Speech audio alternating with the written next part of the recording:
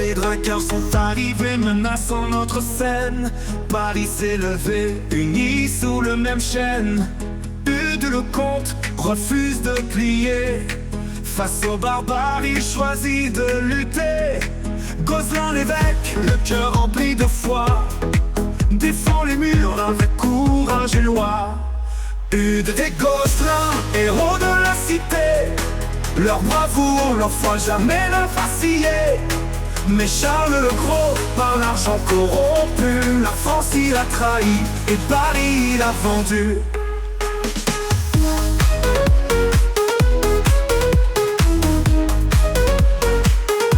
Le pont de Paris, ils l'ont défendu avec ardeur, tandis que Charles dans son palais cédait par peur. Les flèches enflammées n'ont pu les faire fléchir, car pour ces guerriers mieux valait mourir que trahir. Le siège a tué, la famine les a rongés, mais jamais, au grand jamais, ils n'ont songé à céder. Eudes et Gozlin, héros de la cité, leur bravoure, leur foi jamais n'a vacillé. Mais Charles le Gros, par l'argent corrompu, la France il a trahi et Paris il a vendu.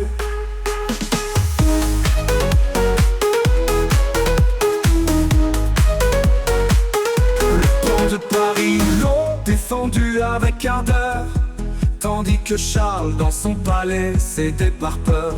Les flèches enflammées n'ont pu les faire fléchir, car pour ces guerriers mieux valait mourir que trahir. Le siège a tué, la famine les a rongés, mais jamais, au grand jamais, ils n'ont songé à céder.